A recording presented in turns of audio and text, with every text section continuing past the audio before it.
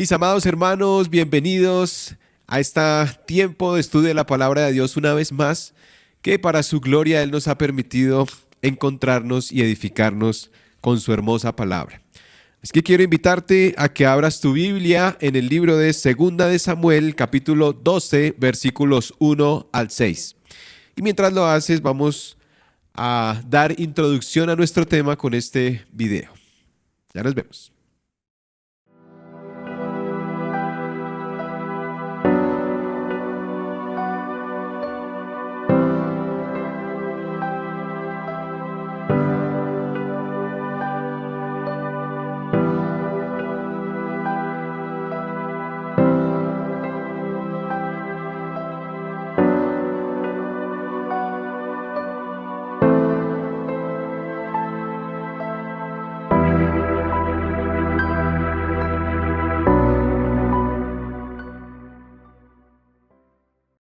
Leemos entonces la palabra de Dios. Entonces el Señor envió a Natán a David. Y Natán vino a él y le dijo: había dos hombres en una ciudad, el uno rico y el otro pobre. El rico tenía muchas ovejas y vacas, pero el pobre no tenía más que una corderita que él había comprado y criado, la cual había crecido junto con él y con sus hijos. Comía de su pan, bebía de su copa y dormía en su seno, y era como una hija para él. Vino un viajero a visitar al hombre rico y éste no quiso tomar de sus ovejas ni de sus vacas para preparar comida para el caminante que había venido a él, sino que tomó la corderita de aquel hombre pobre y la preparó para el hombre que había venido a visitarlo. Y se encendió la ira de David en gran manera contra aquel hombre y dijo a Natán: vive el Señor, que ciertamente el hombre que hizo esto merece morir, y debe pagar 4 veces por la cordera, porque hizo esto y no tuvo compasión. Quiero invitarte a que oremos por este hermoso pasaje y su estudio. Señor Dios Todopoderoso, nos acercamos a ti con mucho respeto y reverencia, anhelando, deseando desde nuestro corazón que seas tú hablándonos en esta noche, edificando nuestra vida. Quiero poner esta palabra delante de ti para que, si en tu voluntad deseas hacer de esto una palabra que nos edifique, que así sea, Señor. Me dispongo para ti y mi oración es que seas tú usándome en todo mi ser integral, espíritu, alma y cuerpo, para que juntos nuestros amados hermanos y yo podamos edificarnos, Dios Todopoderoso, con tu bendición. Esta oración la hemos hecho en el precioso, único y perfecto nombre de tu amado Hijo Jesucristo. Amén y amén. Edward Lorenz fue un meteorólogo y matemático que surgió de él, de sus postulados, digámoslo, el famoso efecto mariposa.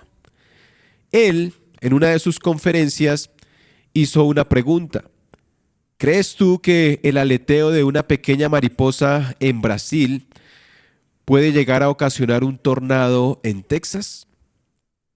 Y muchos se quedaron pensando, y lo que realmente él quería decir es que una cosa muy pequeña, muy insignificante, puede acarrear consecuencias a nivel casi que global. Algo muy pequeño puede traer, o una pequeña causa puede traer grandes efectos. Eso era en realidad lo que él quería mostrar con esa frase, y es lo que conocemos como el efecto mariposa. Y fue lo mismo que ocurrió con la historia del rey más prominente de Israel, el rey David. Él, con un pecado que a sus ojos pudiese ser insignificante, trajo una tragedia irreversible, no solamente en su vida, sino en la vida de su familia y de todos los que le rodean. Y el pasaje que acabamos de leer muestra cómo Dios envía a un hombre llamado Natán para que David pudiese abrir sus ojos y darse cuenta de cuán terrible había sido ese pecado sexual que había cometido con Betsabé. El libro de Segunda de Samuel, aunque en realidad Samuel eres un solo libro, pero debido a su tamaño, debido a que los rollos eran inmanejables, entonces decidieron dividirlo en Primera y Segunda de Samuel. Y Primera de Samuel habla del surgimiento del rey Saúl y muestra su triste caída. Y pensaríamos que el hombre más íntegro, más cercano al corazón de Dios, que era el rey David, a quien él había escogido, un hombre perfecto en su caminar, no iba a caer en pecados similares a los del rey Saúl. Pero cuando leemos este texto nos encontramos que él cayó en pecados mucho más graves y con consecuencias más trágicas para su vida y para la vida del pueblo de Israel. Él cayó en el pecado de la lujuria, de la fornicación, del asesinato, del robo, y de ahí empezaron a desencadenar muchos pecados, muchas mentiras que vinieron a ser devastadores para su vida. Y de ese, mis amados amigos, hermanos, es el tema que queremos estudiar en esta noche. La fuerza devastadora que tiene el pecado sexual. Esta parábola que acabamos de leer, como lo acabamos de decir, habla del rey David. Y él mismo lo revela en 2 de Samuel 12:7, dice: entonces Natán dijo a David, tú eres aquel hombre. Esa parábola comparaba al rey David y lo que él había hecho. Y cuando él supo que esta mujer Betsabé era casada, tuvo que haberse detenido. Grandes reyes paganos lo hicieron. Por ejemplo, cuando Abraham dijo que su esposa Sara era su hermana, que le dijo que mintiera, Abimelech, el rey, dijo: un momento, yo no puedo abusar o cometer un pecado con esta mujer porque ella ya le pertenece a Abraham. Lo mismo pasó con Isaac.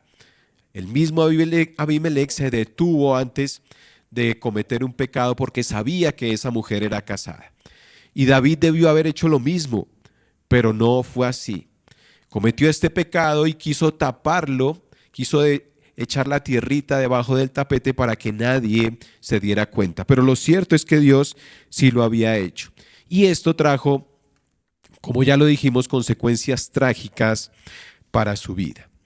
Así que, sin más preámbulos, hablemos entonces de nuestro estudio que tiene por título La fuerza devastadora del pecado sexual. Segunda de Samuel 12, 1 al 6.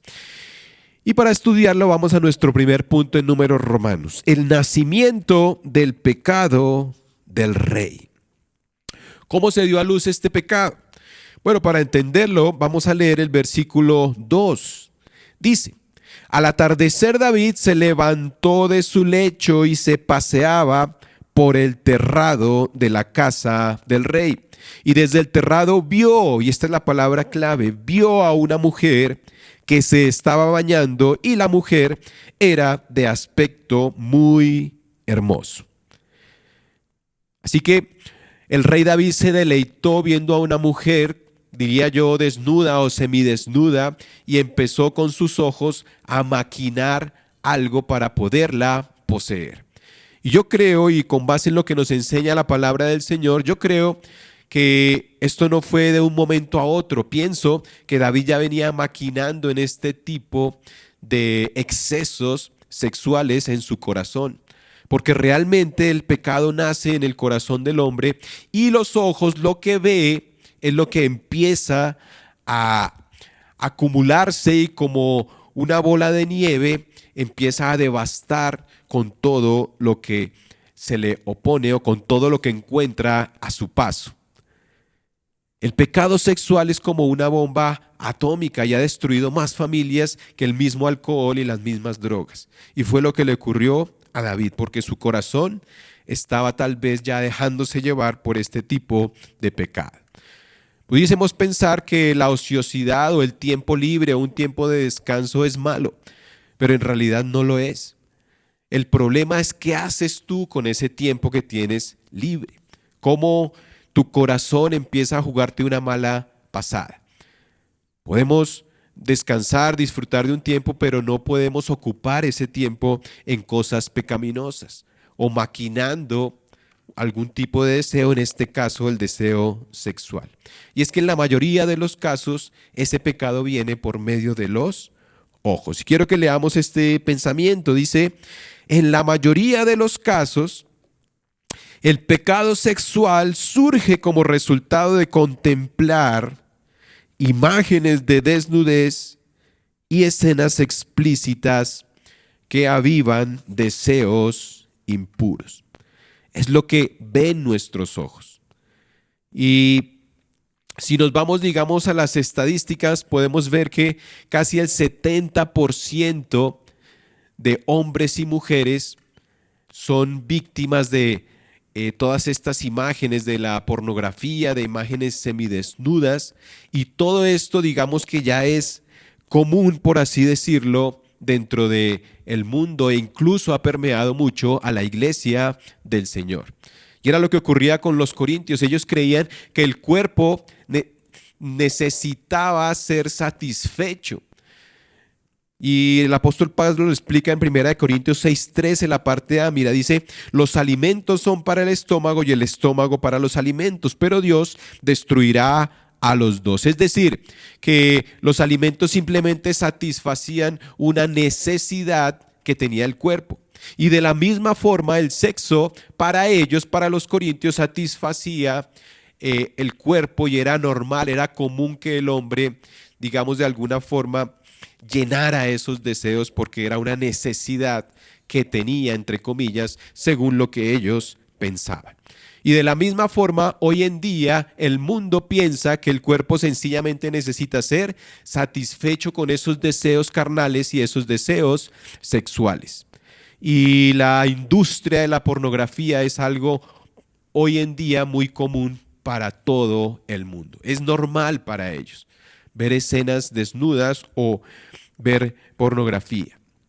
Cuando tú vas, por ejemplo, a Hollywood, te darás cuenta que al año se producen más o menos unas 500 o 600 películas. Pero cuando vamos a la pornografía, verás que al año se producen más o menos 11,000 películas pornográficas. Así que mira el contraste. Y todo esto es, obviamente, alterno o digamos a todo lo que el mundo espera satisfacer por medio de todas estas imágenes. Los niños ya a los 12 o 13 años, hace un tiempo atrás, era común que ellos ya vieran una imagen desnuda o ya vieran de alguna forma algún tipo menor o mayor de pornografía.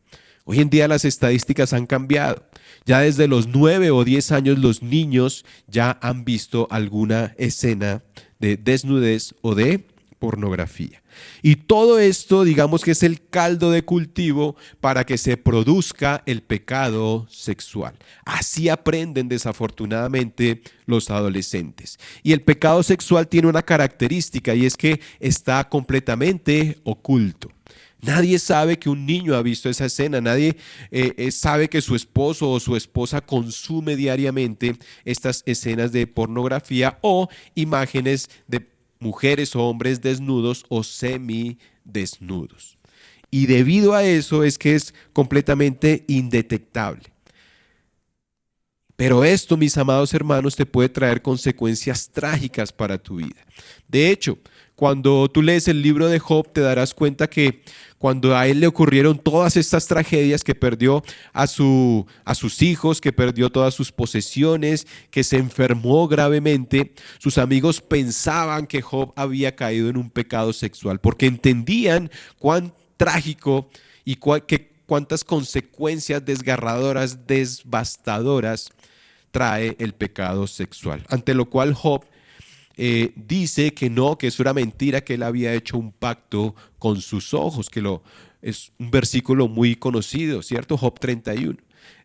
Lo que él dice: un momento, yo no he cometido ningún pecado sexual. Así que ahí vemos cuán trágico y cuán devastador es caer en pecados sexuales.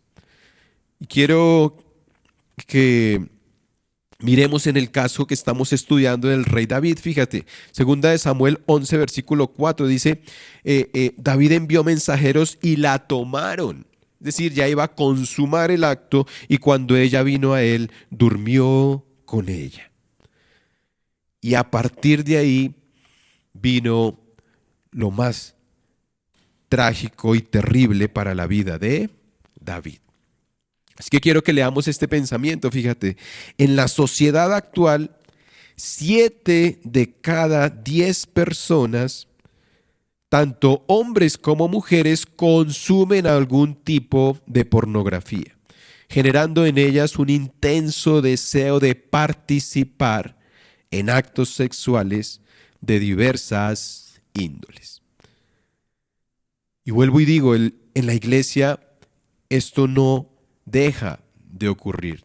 Desafortunadamente también hay un alto porcentaje en que es normal, es natural que se vean este tipo de escenas que pueden conducir tanto al hombre como a la mujer en pecado. Y el problema es que nosotros no las buscamos, estas escenas no las buscamos continuamente, ellas nos buscan a nosotros.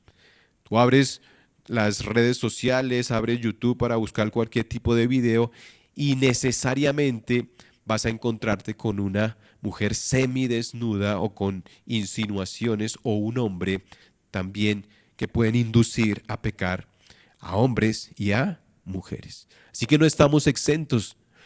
No digas, no, yo nunca veo pornografía, pero muy probablemente has visto escenas desnudas o semidesnudas, ya sea en una película, en una red social o en cualquier tipo de herramientas que desafortunadamente tienen para atraer esto.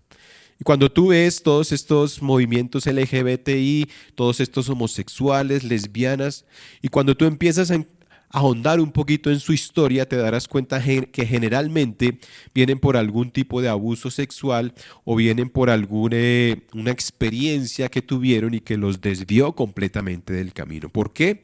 Porque todo esto, vuelvo y digo, es oculto. Todos lo hacen o la mayoría lo hacen, pero nadie sabe que lo están haciendo. Diferente a las drogas o al alcohol.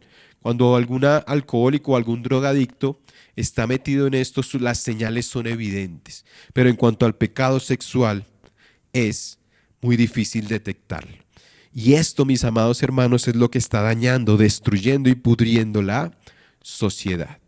Y esto ocurrió con Sodoma y Gomorra, ocurrió cuando Siquem violó a Dina, terminó destruyendo no solamente a su familia, sino a todos los hombres de su ciudad. Así que importante que entendamos cuán peligroso puede ser deleitar el ojo, que tú te detengas a mirar este tipo de imágenes o por el rabillo del ojo empezar a mirar a mujeres o a hombres y que te detengas allí y des esa segunda mirada. Así que es bueno que reflexiones y lo pienses bien antes de deleitar tu ojo, deleitar tu mente y tu corazón con todo este tipo de imágenes, porque esto fue lo que ocasionó la caída del rey David. Entonces la pregunta es, bueno, ¿qué consecuencias le trajo a la vida del rey? Aquí entramos al segundo punto en Números Romanos, las consecuencias del pecado del rey. Vamos a leer el versículo 5, dice, y se encendió la ira de David en gran manera contra aquel hombre. Y dijo a Natán, vive el Señor, que ciertamente el hombre que hizo esto merece morir. Y debe pagar 4 veces por la cordera porque hizo esto y no tuvo compasión. Así que el rey David en su actuar era un hombre estricto, un hombre transparente, un hombre honesto en su forma de gobernar al pueblo de Israel y dijo que esto era lo que debía pagar aquel hombre. Y esto fue como un efecto boomerang porque efectivamente para el rey David vinieron 4 muertes, 4 tragedias que golpearon su vida a causa del pecado que había cometido. Una violación de su hija Tamar y 4 de sus hijos murieron, incluido el que iba a tener con Betsabé. Así que quiero que leas este pensamiento. Mira, un pecado que parece inocente puede traer consecuencias trágicas e irreversibles, tal como le ocurrió al rey David, quien experimentó 4 tragedias como resultado de su pecado. ¿Cuáles fueron estas 4 tragedias? Bueno, el primer hijo de Betsabé, leámoslo primero. la muerte del primer hijo de Betsabé. Así que David tiene el pecado sexual con Betsabé y ella le informa que estaba encinta. Nace ese hijo y David le ruega a Dios que no muera, pero ya no había absolutamente nada que hacer. Ese hijo era del rey David. No había posibilidad alguna de que fuera de Urías, el esposo de Betsabé. Vamos a leerlo por qué. Versículo 4, fíjate, dice, segunda de Samuel 11:4, voy a leerlo de la Nueva Versión Internacional, dice, entonces David ordenó que la llevaran a su presencia y cuando Betsabé llegó se acostó con ella. Después de eso ella volvió a su casa. Y fíjate en esta frase, hacía poco que Betsabé se había purificado de su menstruación. ¿Por qué la Biblia nos habla de esto? Porque quiere mostrar que no había ninguna esperanza de que le achacaran ese hijo, por así decirlo, a Urías. Ese hijo era de David y él lo entendió. Y en ese momento consumó, digamos, o llevó a cabo otro pecado aún mucho peor. Pero el punto aquí es que ese primer hijo murió. Y ahí comenzó la tragedia para el rey David. ¿Cuál otra tragedia vino al rey David? Bueno, la violación de su hija Tamar. Segundo, la violación de su hija Tamar. Y vamos a leer 2 de Samuel 13, 7 al 8. Fíjate, dice, y David envió mensaje a Tamar a su casa diciendo, ve ahora a la casa de tu hermano Amnón y prepárale comida. Fue pues Tamar a la casa de su hermano Amnón y él estaba acostado y ella tomó masa, la amasó, hizo tortas delante de él y las coció. Y esto me parece desgarrador, impactante, porque fíjate que así como David envió a Urías a que muriera en el frente de batalla, asesinó al esposo de Betsabé, asimismo y sin saberlo, él envió a su hija Tamar para que la violara su propio hermano. Así que todo lo que David había sembrado ahora lo estaba cosechando muy amargamente. La tercera tragedia que embargó a la vida de David fue la muerte de su hijo Amnón. Este Amnón, que había violado a su propia hermana Tamar, despertó un odio en Absalón, otro de los hijos de David, y él lo invitó una vez a cenar, lo embriagó, lo emborrachó, y cuando estaba ebrio dio orden de que lo asesinaran. ¿Dónde está esto? Segunda de Samuel 13, 36 al 37. Fíjate, dice, apenas había acabado de hablar, los hijos del rey llegaron, alzaron su voz y lloraron. También el rey y todos sus siervos lloraron muy amargamente. Huyó Absalón y fue a Talmai, hijo de Amiud, rey de Gesur, y David, fíjate el dolor que esto le produjo al rey, y David lloraba por su hijo todos los días. Esto es lo que produce el pecado sexual, división en las familias, llanto, tristeza, dolor. Tus propios hijos muy probablemente van a llegar también a sufrir a causa del pecado sexual. Y lo cuarto que le ocurrió a David fue la muerte de su hijo Absalón. Absalón, después de que asesina a Amnón, huye y después se rebela en contra de su padre. Y el mismo Joab, fíjate, Joab, que fue el que llevó la carta a Urías Eteo para que éste fuera asesinado, este mismo Joab, el hombre leal de David, el jefe de todos sus ejércitos, él mismo asesina a su propio hijo, Absalón, a pesar de que David le había dicho que no lo hiciera. Entonces, fíjate, el rey mismo dijo que le ocurra, que tiene que pagar 4 veces más por esa cordera. Y eso mismo fue lo que le ocurrió a su propia vida. Primero una violación y 4 muertes, porque después de la muerte de Absalón vino la muerte de otro hijo llamado Adonías, que murió por mano de Absalón cuando quiso usurpar el trono de su padre. Una violación, 4 muertes. Él estaba pactando su propia sentencia. Y es lo mismo que ocurre hoy en día. Vuelvo y digo, el pecado sexual trae depresión, trae soledad, trae tristeza, desune las familias, trae escasez, trae muerte, trae destrucción. Y esto nos conduce a que reflexionemos acerca de lo que le ocurrió a David y que tú y yo pensemos antes de cometer un pecado sexual. Recuerda, primero vimos el nacimiento del pecado. Cuida tus ojos. Haz lo mismo que hizo Job, protégelos de ver a mujeres o siquiera una escena de una película. En ese momento tú debes parar y decir, esto ya no es para mí, porque eso va a comenzar a alimentar un deseo. Y tú tal vez digas, no, yo estoy blindado contra eso. No, no piensas que lo puedes capotear. El mismo apóstol Pablo en 1 Corintios 12 dice, huid de la fornicación. Huid, porque este pecado entendemos y sabemos que trae terrible dolor. Iglesias se han acabado a causa del pecado sexual. Grandes ministerios han terminado por causa de este pecado. Y no fue la excepción en la vida del rey David. Su vida de ahí para adelante se destruyó por completo.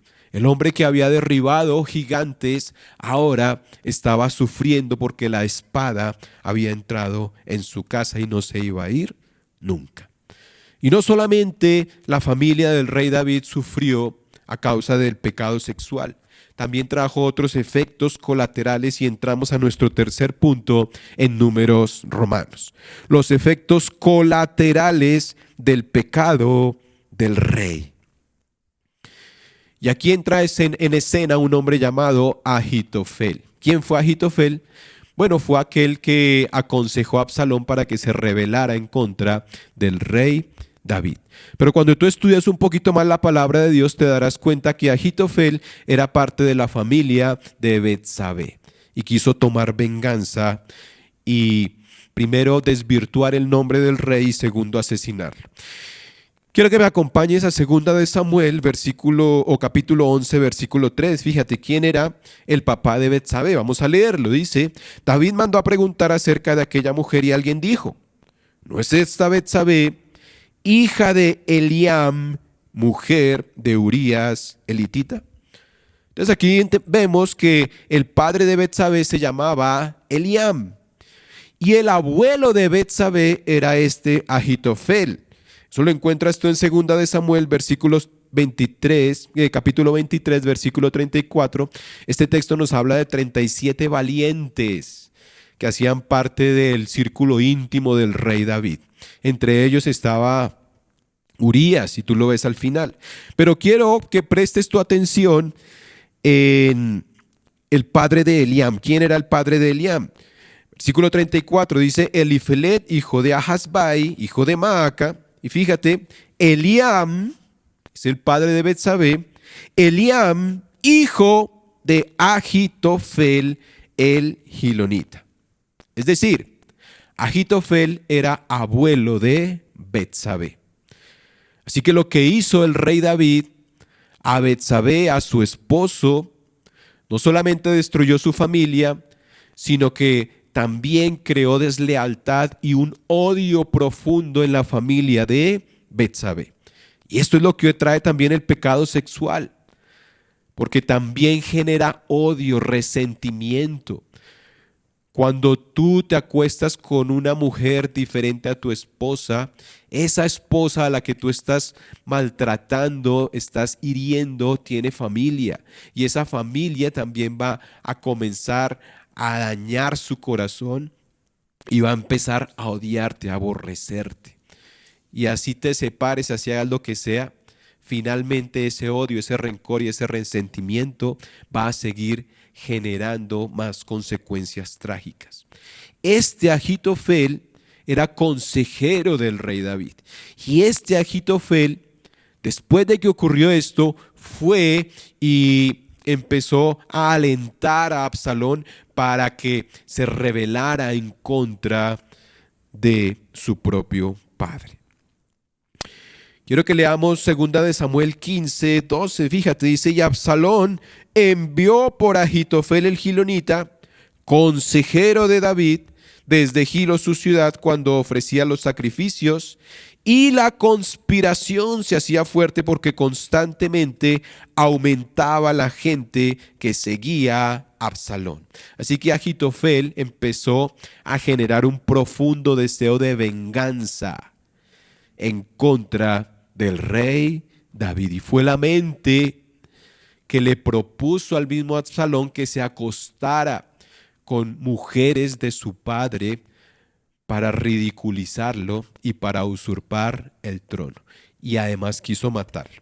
Es que quiero que leas este pensamiento conmigo. Mira, dice, el pecado sexual no solo devastó la vida de la familia del rey, sino que también trajo consigo deslealtad, traición y deseos de venganza. Y quiero que leas este otro. Es como una bomba de tiempo que destruye todo lo que encuentra a su paso. Porque a quienes tú hieres también tienen familias. Cuando tú piensas que el sexo, joven, que me estás escuchando, es algo que simplemente es para satisfacer tus deseos, que eso es natural, que eso es normal, esa muchachita con la que tú estás tocando o esa niña con la que tú piensas acostarte, pues déjame decirte que esa niña tiene familia y que sus padres, sus hermanos esperan un futuro prometedor para ella. Y tú estás destruyendo ese vínculo. Y las consecuencias, te lo aseguro, van a ser fatales. Eso pasó con David. Agitofel aconsejó a Absalón para hacerle mal a su padre. Quiero que lo leas conmigo. Segunda de Samuel, capítulo 16 y versículo 21. Segunda de Samuel 16, 21. Dice, y Agitofel respondió a Absalón. ¿Quién le aconsejó a Absalón esto? Agitofel, abuelo de Betsabé. Dice, lléguese a las concubinas de su padre, a quienes él ha dejado para guardar la casa. Entonces todo Israel sabrá que usted ha hecho odioso a su padre, y las manos de todos los que están con usted se fortalecerán. No sé si alcanzas a percibir el odio tan arraigado y tan profundo que tenía Agitofel en contra del rey David. Se calcula que él tenía más o menos unas 10 concubinas y con todas Absalón se acostó a los ojos del pueblo de Israel. Y fue lo que Natán le había profetizado, que la espada jamás se iría de su casa y que aparte de todo lo que él había hecho con Betsabé, sus hijos o su hijo lo iba a hacer en público para que su corazón entendiera cuán grave es el pecado sexual. No solamente eso, Agitofel quería asesinar al rey. Y quiero que lo leas conmigo, segunda de Samuel, capítulo 17 y versículo 1. Agitofel dijo también a Absalón, le ruego que me deje escoger 12,000 hombres, y esta noche me levantaré y perseguiré a David.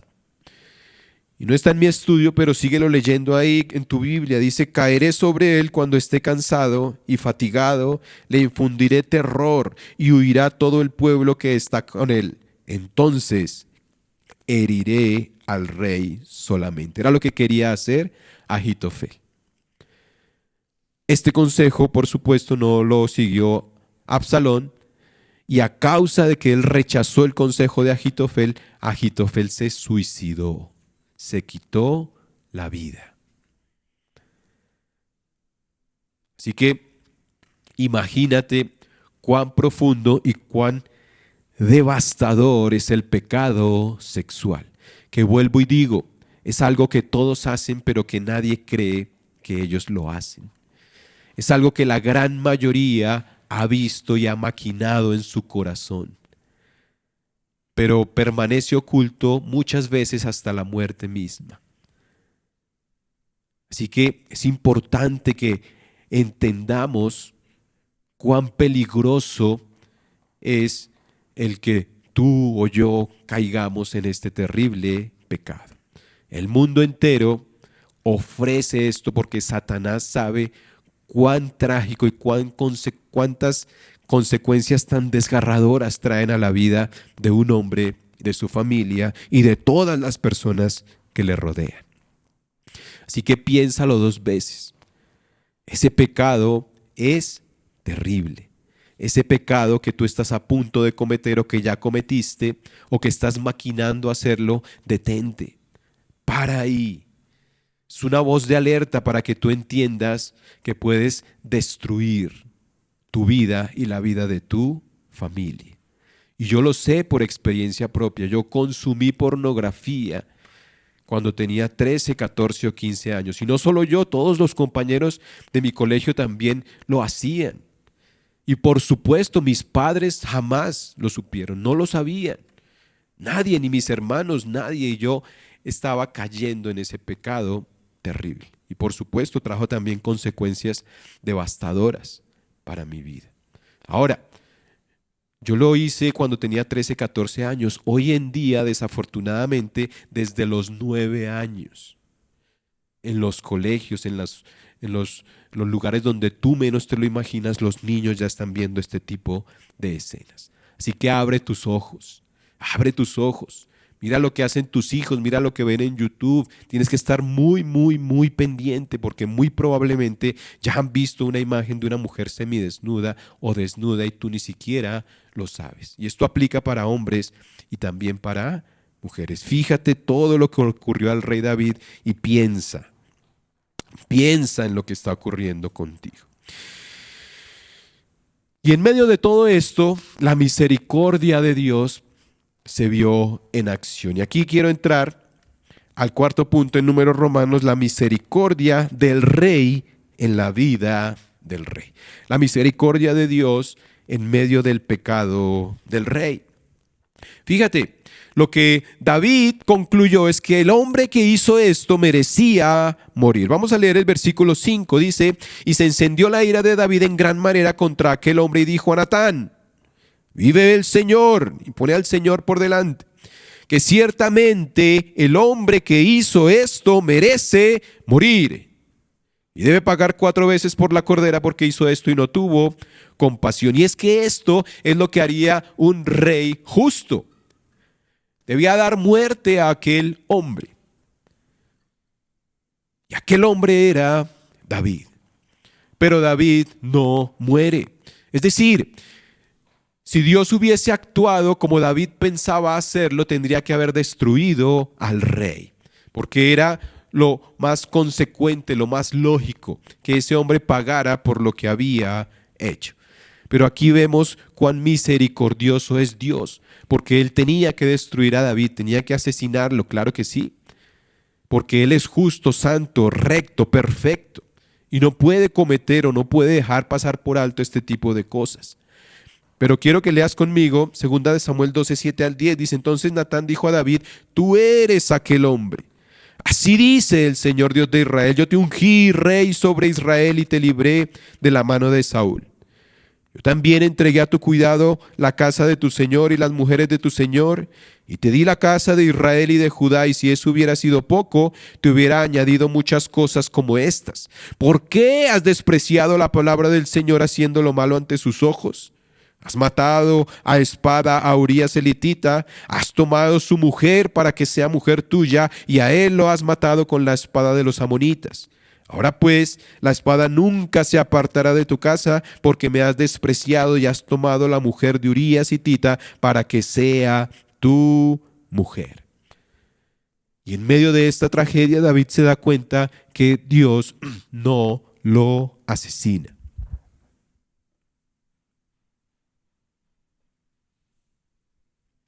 Que Dios no le quita la vida. ¿Iban a venir consecuencias terribles? Sí. Pero en su misericordia Dios le permite vivir. Quiero que leas este pensamiento conmigo. Para sorpresa del rey, Dios no actúa como él esperaba. En lugar de castigarle con la muerte, Dios le muestra su misericordia, dándole una oportunidad para arrepentirse y buscar su rostro. Así que David se arrepiente de corazón. Y viene un tiempo de reflexión y se sacude ese árbol y David entiende que ha pecado. ¿Qué iba a pasar? Bueno, su hijo tenía que morir. Y esto fue lo que produjo un profundo arrepentimiento. Y quiero que lo leas conmigo, 2 Samuel 12, 13 al 15. Este es el sentido del evangelio. Fíjate, dice, entonces David dijo a Natán, he pecado contra el Señor. Y Natán dijo a David, el Señor ha quitado tu pecado. No morirás, te preguntarás por qué. Por lo que sigue, sin embargo, por cuanto con este hecho has dado ocasión de blasfemar a los enemigos del Señor, ciertamente morirá el niño que te ha nacido. Y esto, mis amados hermanos, ha desconcertado a los teólogos durante siglos. ¿Por qué? Porque si tú lees Deuteronomio 24:16 te darás cuenta que el hijo no podía morir por el pecado del padre. Entonces, ¿por qué Dios le quita la vida al niño? Y aquí nos muestra el significado del evangelio que hoy en día tú y yo entendemos. David no iba a morir, Dios iba a respetar su vida, pero en su lugar tenía que morir un niño, tenía que morir un hijo inocente, un hijo que se fue a la presencia de Dios porque el mismo David lo dice. Un niño que no tuvo nombre, porque en todo el relato siempre se enseña el nombre, o en la Biblia es común que se mencione el nombre que le dieron a la persona que nacía, pero de este niño no conocemos el nombre. Este niño inocente muere en lugar de David. Y esto es una referencia a un cuadro de lo que Jesucristo vendría a ser más adelante. Tú y yo tenemos que morir porque Dios es justo, pero en su misericordia ha muerto un hijo inocente, un hijo que no tenía nada que ver y muere en lugar de este pecador que fue el rey David. Y fruto de lo que ocurrió viene un profundo arrepentimiento en el corazón del rey. Ahora, este niño por supuesto también fue concebido en maldad, pero es una ilustración, es un ejemplo del evangelio. Nosotros, tú y yo, pecadores, tenemos que morir. Fue lo que dijo el rey David, pero Dios en su misericordia no lo hace. Y por eso el niño murió a pesar del ayuno y la oración de David. Muere un hijo, muere un niño inocente. Muere alguien que no tenía nada que ver en lugar del rey David. Así que tal vez tú me dirás, pero yo ya forniqué, yo ya pequé, yo adulteré, ya perdí a mi familia. Pero hay una buena noticia, alguien murió en tu lugar. Aún estás vivo, pero alguien murió en tu lugar y ese es Jesucristo, santo, puro, inocente, que muere en lugar del pecador. ¿Cuál fue la consecuencia que esto produjo? El Salmo 51, uno de los salmos escritos con el corazón, con lágrimas por el rey David. En este momento es cuando él piensa en este salmo. Leamos los Salmos 51, 1 al 4. Ten piedad de mí, oh Dios, conforme a tu misericordia, conforme a lo inmenso de tu compasión. Borra mis transgresiones. Lávame por completo de mi maldad y límpiame de mi pecado, porque yo reconozco mis transgresiones y mi pecado está siempre delante de mí. Contra ti solo he pecado y he hecho lo malo delante de tus ojos, de manera que eres justo cuando hablas y sin reproche cuando juzgas. Dios fue el que envió a Natán. Dios fue el que tuvo misericordia de enviar a un hombre para que él abriera sus ojos y pudiera ver cuán pecaminoso era. Natán se convierte en el regalo más grandioso que el rey David pudo haber recibido, porque pudo ver cuán pecador era. Él creyó que iba a permanecer oculto, pero en su misericordia Dios envía a un hombre llamado Natán. Segunda de Samuel 12:1 dice, entonces el Señor, y es hermoso, esto es precioso, el Señor envió a Natán a David. Así como envió a Jonás a Nínive, así como fue enviado Jesús a la mujer samaritana para que pudiera ver cuán pecador era. Y es lo mismo que ocurre hoy en día. Aquellos que hablan del pecado, que te muestran tu realidad, aquellos pastores que se levantan y hablan con sinceridad la palabra de Dios, hablando de pecado y de arrepentimiento, ellos son el mejor regalo que tú puedes recibir en la vida, porque muestran cuán pecador eres y cuánta necesidad tienes de que Jesucristo entre a tu vida y que haya un profundo arrepentimiento en tu corazón y que puedas en realidad entender y saber que hay una esperanza, que Dios no te ha asesinado, que es lo que Él debería hacer por nuestro pecado, sino que aún permaneces vivo para que puedas entender cuán devastador, cuán profundo y cuán destructivo es el pecado que tú estás a punto de cometer. Mira este pensamiento, Natán fue en realidad el mayor regalo que David pudo recibir, porque a través de él llegó un arrepentimiento genuino que condujo a la salvación de su alma.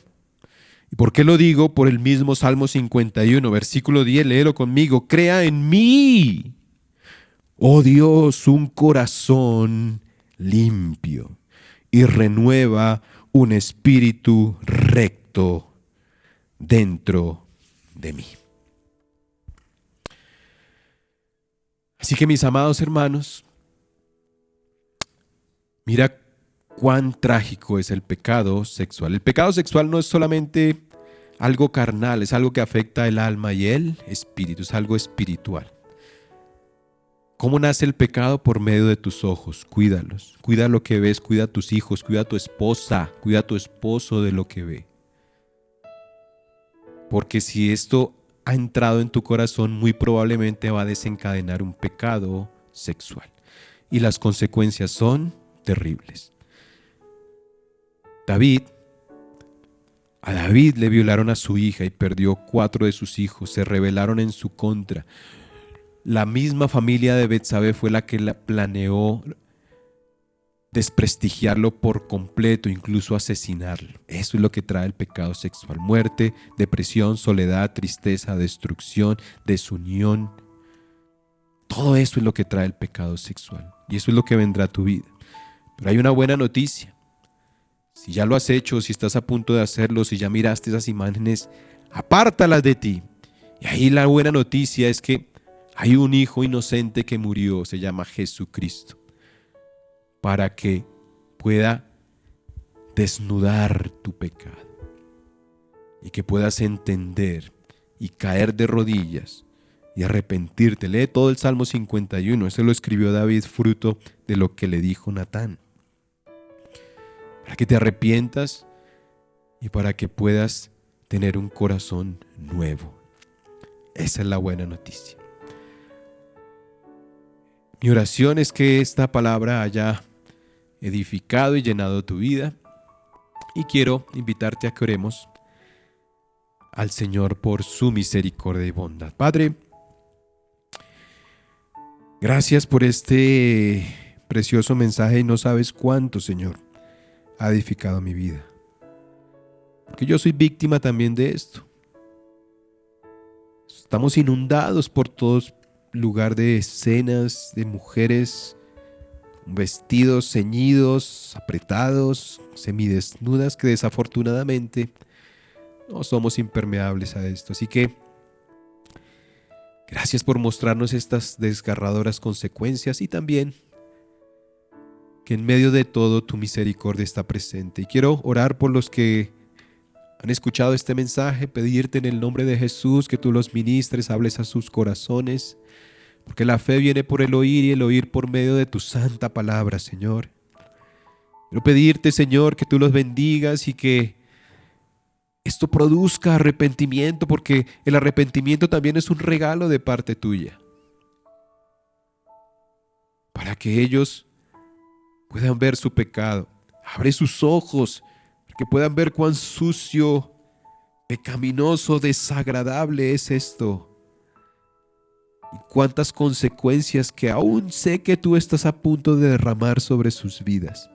Ruego a ti Y antes de hacerlo, envíes a muchos Natán, para que puedan, por medio de palabras sencillas como Él lo hizo, mostrarles lo que están a punto de hacer.